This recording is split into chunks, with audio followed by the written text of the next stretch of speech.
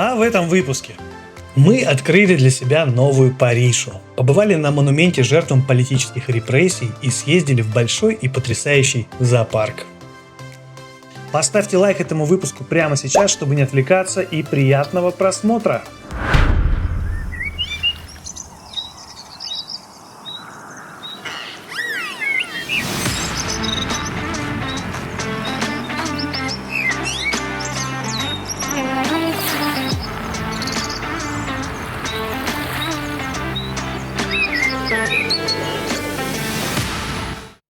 Ребят, у нас сегодня хорошая новость. Я подал документы на гражданство в суд, так что дело стартануло. И мы в честь этого, да и просто пообедать, зашли в Паришу, в такой ресторанчик с аргентинским мясом, с хорошим аргентинским жареным мясом. Заказали жареный сыр, сосиску чорисо и стейк рибай. Нам еще к этому принесли несколько видов соусов и хлебушка. В общем, будет просто идеально. Так хочется уже поесть. В общем, поздравьте меня. Сегодня действительно важный день.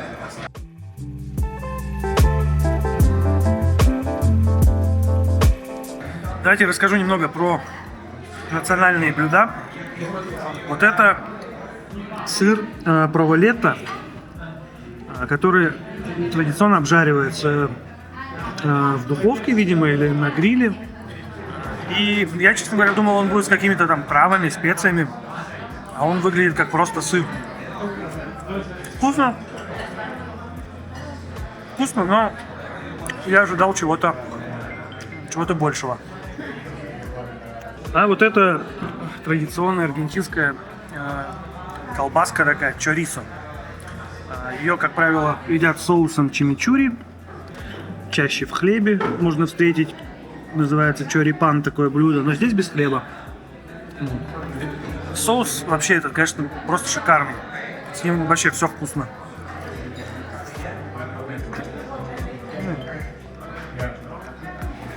Колбаска классная. Вкусно, сочно. Вопросов нет. Прям очень хорошо. А соус-то вообще чимичури, это тут что-то чеснок, какая-то трава, масло, перец. Это называется криоша, креольский соус. А это я забыл, как называется. Это в каком-то сметанном соусе, тоже какие-то овощи. Очень вкусно. Вообще, из того, что мы пробовали из аргентинской кухни, на самом деле все очень вкусно. Правда, пробовали не так много, и в основном мясо, хотя тут очень много, есть что-то типа рагу. Но мы до этого не доходили, но обязательно попробуем.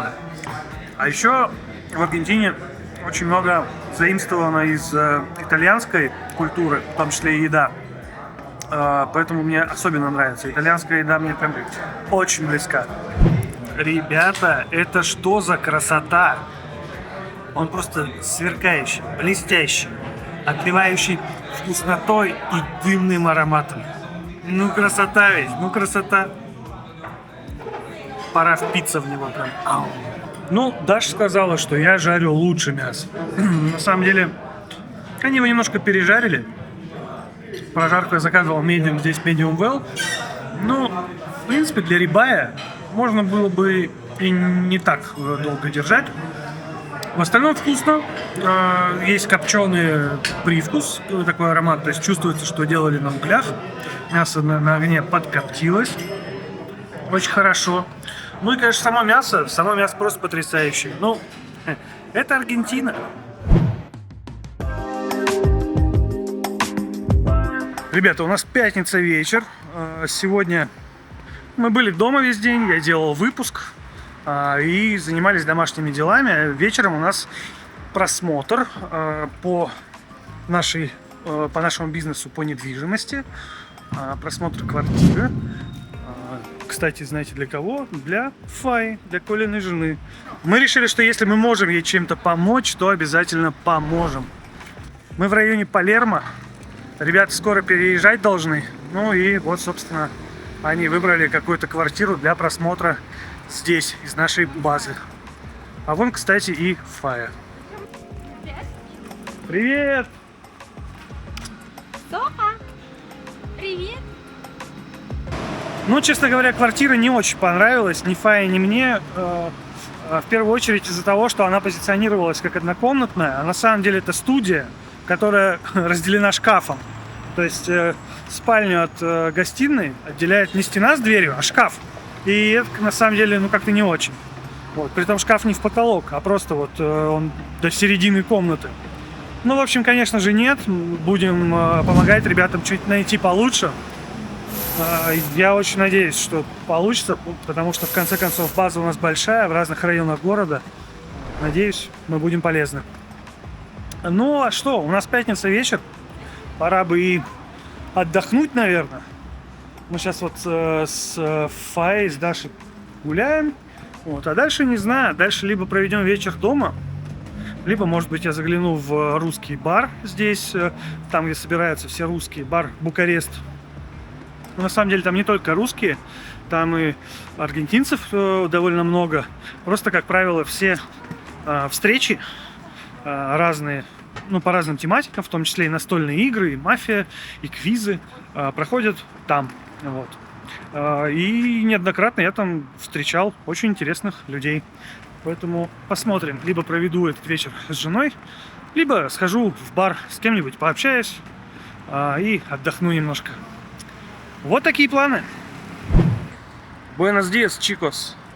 Сегодня у нас воскресенье, и в целом каждое воскресенье мы куда-нибудь выбираемся погулять.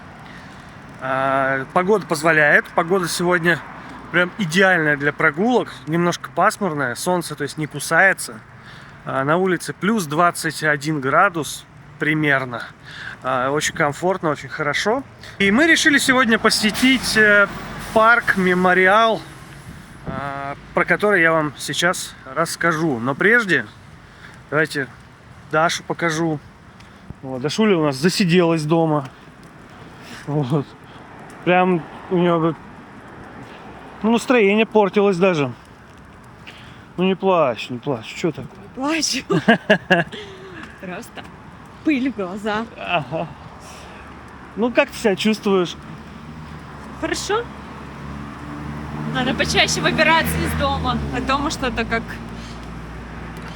Сидим и сидим все время дома. Мы, отродясь, не были такими домоседами. Тут что-то последнее время как-то очень много времени проводили дома. Но будем исправляться. В конце концов, необходимость создавать какой-то контент обязывает к тому, чтобы куда-то выбираться, что-то смотреть, чтобы было о чем рассказывать. И для нас это еще одна мотивация куда-нибудь выйти. Вот. А так вообще мы много времени проводили дома, к нам приходили разные гости. Так что наслаждаемся домашней жизнью, но вот выбираться тоже куда-то надо. Ну что, пойдемте в парк Мемориал. Пора смотреть.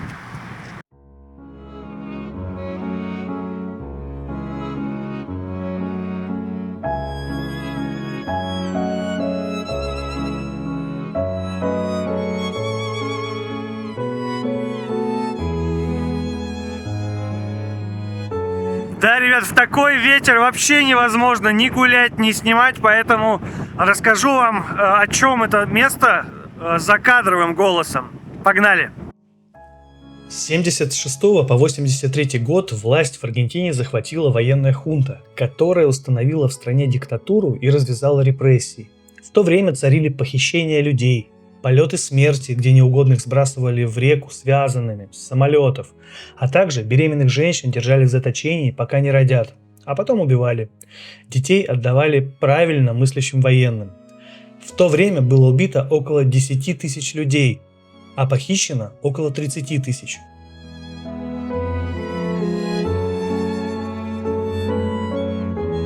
А еще в этом парке в виде знаков показаны все символы того времени, той военной диктатуры и того, что творилось в это время в Аргентине. В целом, что тут говорить, все показано.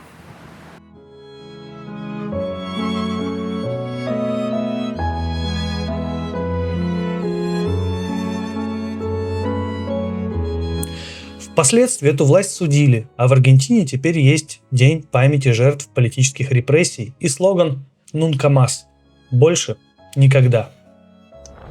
Люди, рожденные в это время, до сих пор сдают генетические тесты и ищут своих настоящих родителей. Но самое главное, что аргентинцы твердо убедились – свобода человека – это высшая ценность, и это ощущается везде.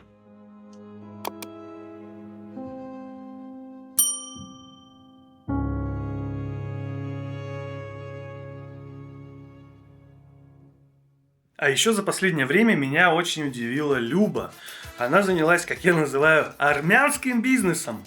Люба организовала доставку продуктов с оптового продуктового рынка. То есть, в чем фишка?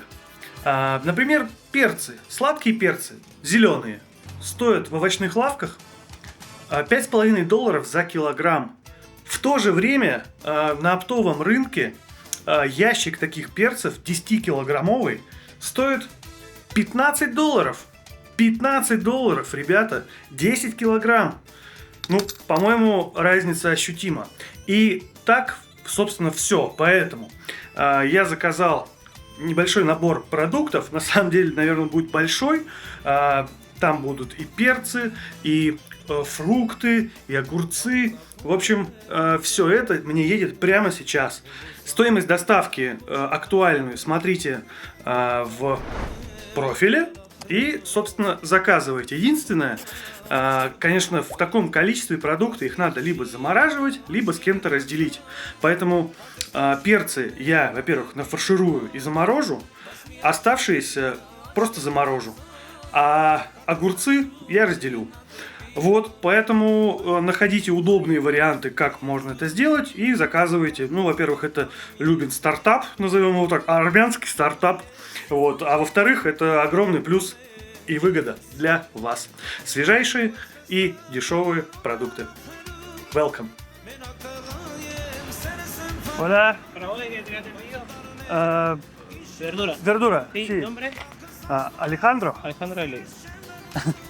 Oh, todo para mí. Sí, Oh, Люба, ¿sí? este es su... Sí, para mí. Вот, приехал курьер, привез кучу ящиков. Спасибо ему большое. Muchas gracias. Уф.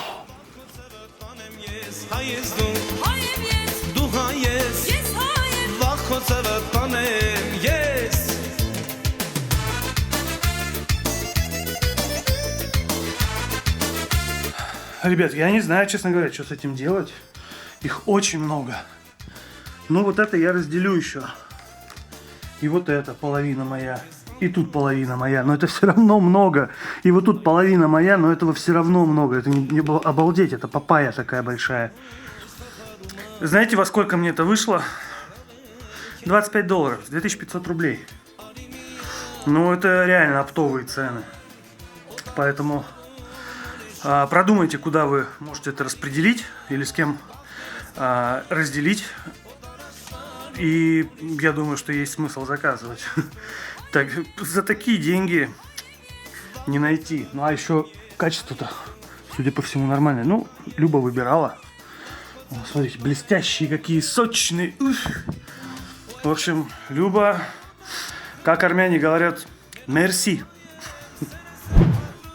Ола, друзья, у нас очередной интересный день впереди. Знаете почему? А потому что мы едем в самый большой в Аргентине зоопарк. Даша говорит, что возможно даже в Латинской Америке, но это не точно. Мы купили билеты вчера на сайте, оплатив онлайн. Билет для резидентов стоит на данный момент 20 тысяч песо, для нерезидентов 28 тысяч песо. И наша первая задача туда добраться. Ехать туда на автобусе можно с одной пересадкой и ехать около почти 2 часа, да, 1:40. Можно доехать на такси. Такси стоит 16 тысяч песо от нашего места проживания. Но я решил протестировать еще раз приложение. Называется оно, это не реклама, это чисто рекомендация, попробуйте сами. Называется оно InDrive. Там можно также доехать, но только ты устанавливаешь цену, а водители либо соглашаются, либо предлагают свою. Я пользовался этим приложением, когда мы переезжали, я вызывал грузовичок за вполне себе очень приемлемые деньги. Ну, в общем, в то время как такси стоит 16 тысяч песо, я предложил 9500, и человек согласился. Поедем за 9500. Ехать на машине около часа. В общем-то и все, мы готовы. Техника для съемки собрана, вещи собраны, перекус мы взяли, попить мы взяли. Парк очень большой, поэтому, скорее всего, мы будем там весь день до самого вечера. Работает он с 10 утра до 6 вечера. Это в зимний период, и до 7 вечера в летний период. Вперед!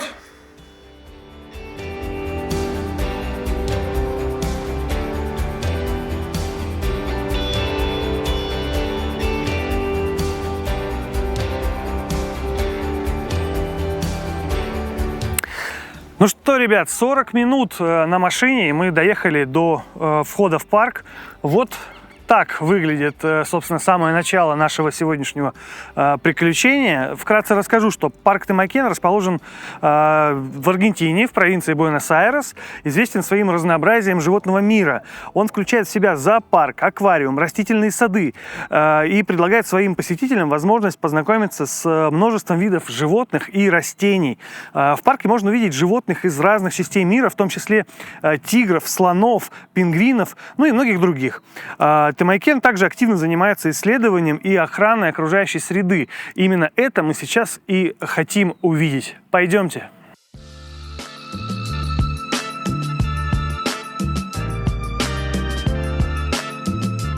Ребят, прежде чем сюда поехать, мы зашли на сайт этого парка и прочитали, что в последнее время они не принимают наличку, то есть можно расплатиться только банковской картой.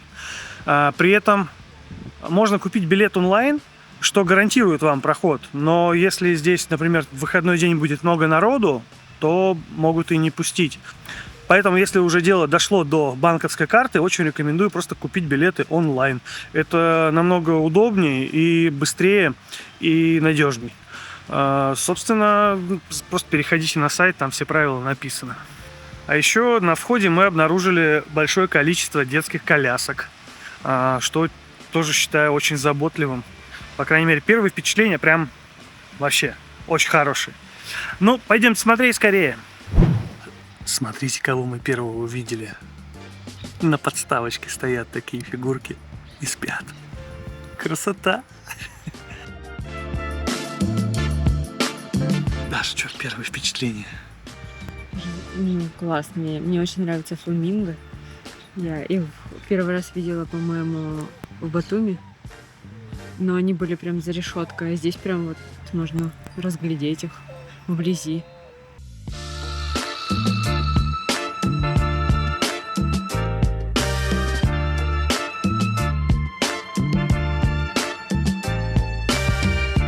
Недалеко мы ушли, на самом деле. Очень захотелось перекусить. И хорошо, что Даша взяла с собой бутербродики. Сделала несколько вариантов. На самом деле, я думал, они не пригодятся, потому что читал, что здесь очень много вариантов, где поесть. Но вариант-то есть, только закрыто все. Вот, там все закрыто. Не знаю почему. Поэтому, если едете сюда, возьмите с собой перекус. Ребята, подкрадываемся. Тихонечко подходим. Марти, ты ли это?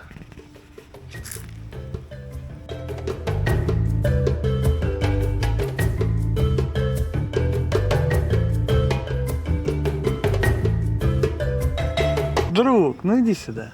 Вот скажи мне, ты все-таки черный в белую полоску или белый в черную полоску? А?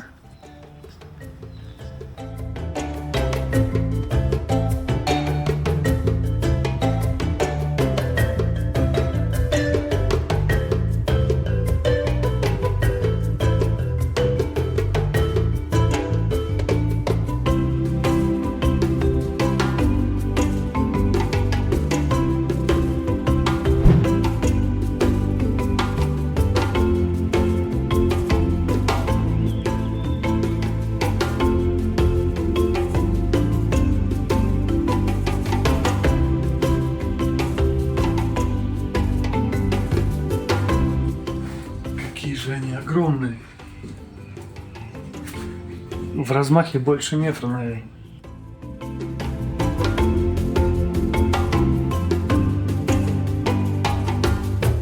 Вот шапочки.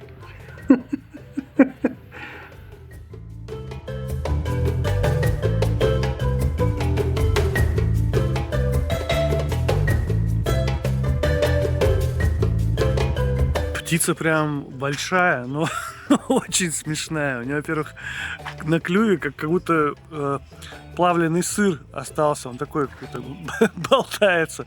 И большое сердце у нее, видимо, аж не помещается под перья. Ой, ребята, здесь парк бабочек. Я вот уже вижу двух.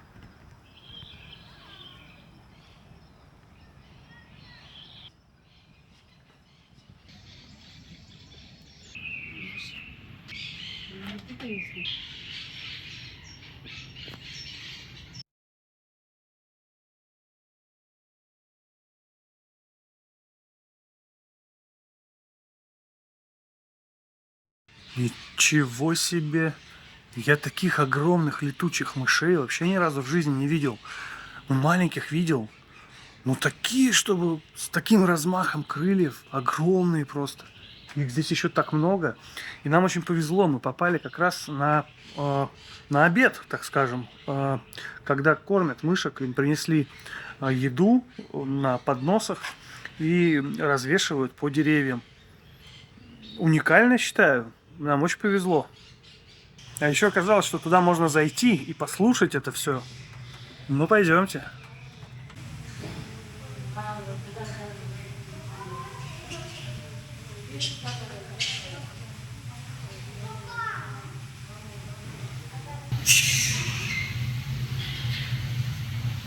Ну, в царстве Бэтмена мы побывали. Очень сильно пахнет таким сельским туалетом. Очень тепло и влажно. Там создан у них свой микроклимат. Ну, можно и со стороны посмотреть, на самом деле, не обязательно туда заходить. А это мы зашли в аквариум. Закрытое помещение с подсветочкой и с множеством рыб.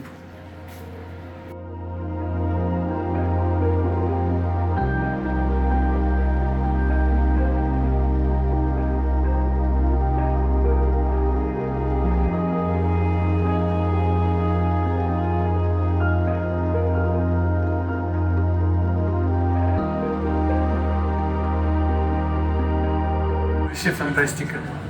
Прямо надо мной только что проплыла акула и скат. Класс.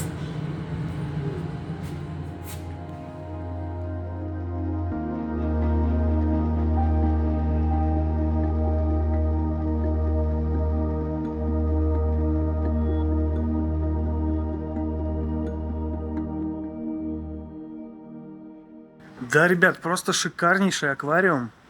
Можно посмотреть всевозможные виды рыб. В том числе, конечно, меня впечатлили акула и скат. А в конце можно зайти в подводную лодку и оказаться в магазине сувениров. В общем, аквариум просто шикарный. Мы, мне кажется, и половины не прошли, а уже столько впечатлений. Этот парк однозначно стоит своих денег. Просто супер. Уже очень рекомендую. Мы идем дальше и зашли в зону кенгуру. При том, что, да, мы увидели несколько кенгуру, но увидели также кенгуру альбиноса. Очень интересный, конечно. Остальные на него смотрят как-то диво дивное, чудо чудное. Кто это такой? Вроде похож на нас, но другой. Снежок. Никого он не боится. Тут только что сотрудница подходила прям вплотную, его фотографировала. Он сидит, жует свою веточку. Все хорошо у него.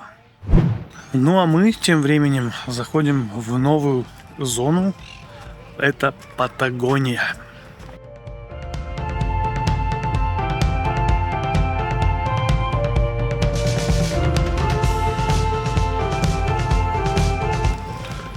Тут немножко другие пейзажи. И мы вышли на подвесной мостик. Тут можно даже посмотреть. For the wind, wait for the night. stand here a while, take a little time. Since you Еще тут по ходу движения есть павильоны, в которых можно по своей тематике в каждом изучить какой-то вопрос. Например, этот павильон был про жизнь животных, и еще в нем была детская песочница с скелетом динозавра. А вон Даша разглядела бренд. Это целый бренд. Патагонская Мара.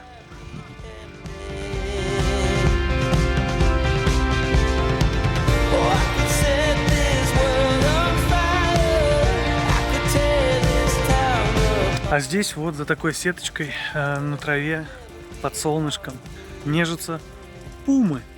Да, самые настоящие пумы. Мы увидели только двух. О, ну, большие такие кошки, серьезные. Мы тут, значит, заходим на мостик. И по правую руку от нас лежит реальный крокодил. Крокодил, ребята! Ну, в Таиланде, конечно, мы видели крокодилов больше, но все равно крокодил. Вот. Мы, значит, посмотрели на другую сторону. А там такой срам, так неприлично. Ну, сами посмотрите. You ran away from mother. Это как в анекдоте. Главное идти в ногу. В парке еще очень красивый ландшафт. Здесь видно, что прям поработали над этим. Ну вот, например, есть в этом пруду два острова, которые заселены лемурами. И черные лебеди туда тоже подплывают.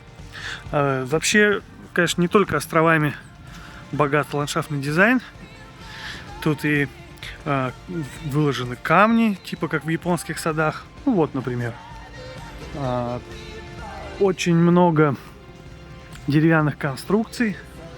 В общем, поработали над парком действительно знатно. А вот такие карты расположены по всему парку, чтобы было легко сориентироваться, где находишься в данный момент, и понять, куда тебе надо идти. А мы тем временем пришли в зону птиц. Прям слышно большущих птиц, но также есть и маленькие, например, попугайчики, которые, кстати говоря, тоже хотят любви и нежности.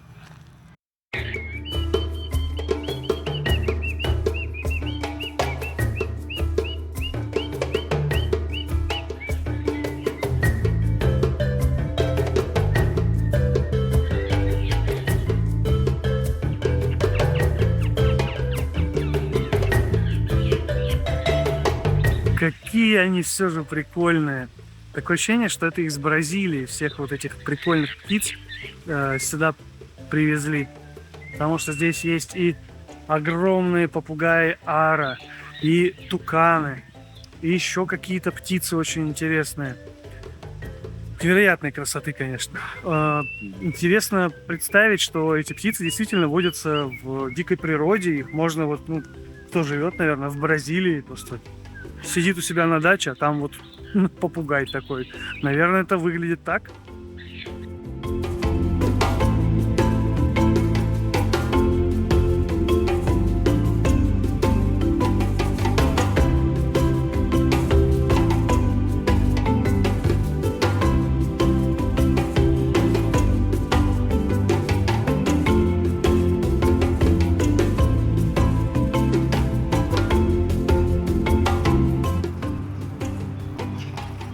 Настоящий бамбук.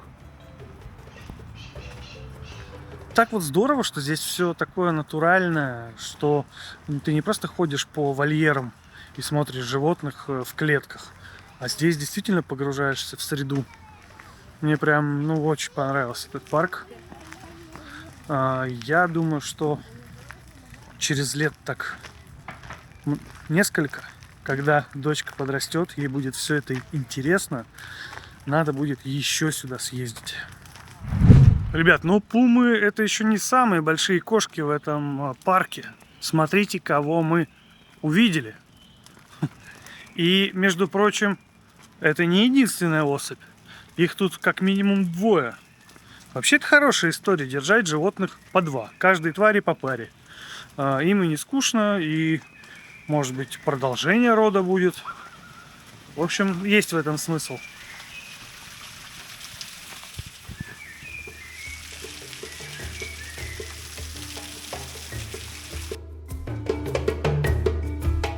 А прямо за белыми львами мы увидели 2 ягуаров, которые гуляют, валяются на травке, такие счастливые.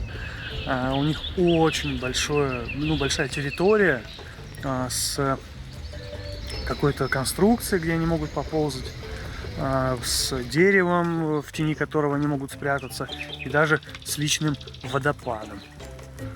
А дальше мы возвращаемся в зону Африки и через страусов попадаем к каким-то буйволам.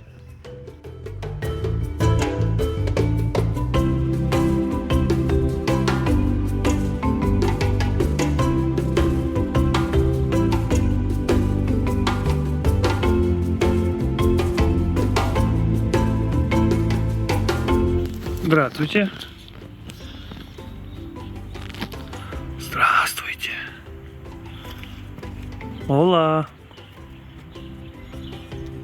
Ну вот и познакомились. Быстро. Мы пришли в следующее место, где обезьяны, по крайней мере, должны быть. Но мы увидели только одну, очень небольшую. Вот. А здесь вроде как бы должно быть больше. Посмотрите, как хорошо обустроено все.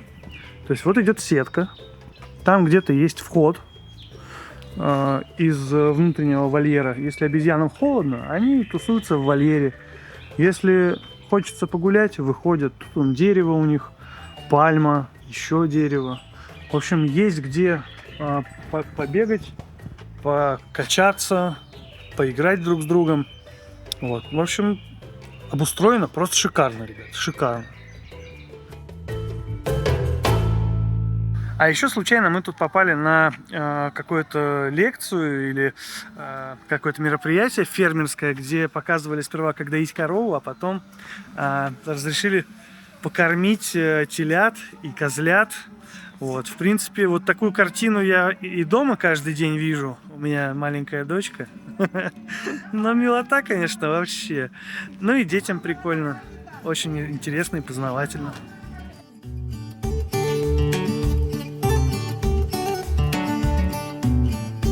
Ну что, ребят, парк действительно роскошный. Очень рекомендую сюда приехать. Добраться сюда, как вы видели, несложно. Сложнее будет отсюда уехать, потому что по моей же схеме что-то никто не отзывается довести нас. Вероятно, пойдем мы на автобус. Тут можно проехать автобусом, 2 автобусами. Один тут идет 3 километра до какой-то станции, и там уже от станции прямой автобус до Буэнос-Айреса. Попробуем таким путем пойти. Ну, в общем, решили мы на автобусе ехать. Такси не вызывается. Автобус сейчас проехал мимо нас полный. Так как мы едем с пересадкой, я посмотрел, что место пересадки находится от нас в 20 минутах ходьбы. Так что мы дойдем до следующего автобуса 20 минут, а там уже по прямой до Байреса. Женщина какая-то выезжала из парка, я спросил, она едет до столицы, она такая, да, поехали, прикол вообще. Это para mi YouTube, ¿puedo? Sí, sí, obvio. Ну, в общем, вот так случайно девушка нас и подобрала, и мы с трудом утрамбовались в ее машину, и до столицы она нас довезет. Везде хорошие люди. Hijo, pone música. Canal de YouTube. Sí, Ustedes. sí. Mira vos. Está bueno. ¿Cómo tú llamas? Noel. Noel. Noel y nosotros, Ah. él es Noah, somos de Caleta Olivia, Santa Cruz. Oh. Al sur, muy al sur. Ah, Sí, donde están las ballenas. Y estamos de paseo porque mis hermanas ajá. viven acá, Ah, estudian. sí. Entonces vinimos unos días a pasear. Ага. Ну и что вы думаете? Эта прекрасная девушка с сыном довезла нас до дома. Не просто даже привезла в город, а дальше мы на автобусе. Она реально довезла нас до дома. Обалдеть. Вот. Ну, мы ее отблагодарили, мы там на шоколадку дали немножко. Вот. Потому что она реально нас очень выручила. Эх, автостоп, это, конечно, классно. Ну и люди тут тоже шикарные. В общем, путешествие наше небольшое получилось. Ну что, шалость удалась? Наконец-то мы съездили. Да, мы долго собирались. Месяца 3. Ну все, ребят, съездите тоже обязательно. А мы домой.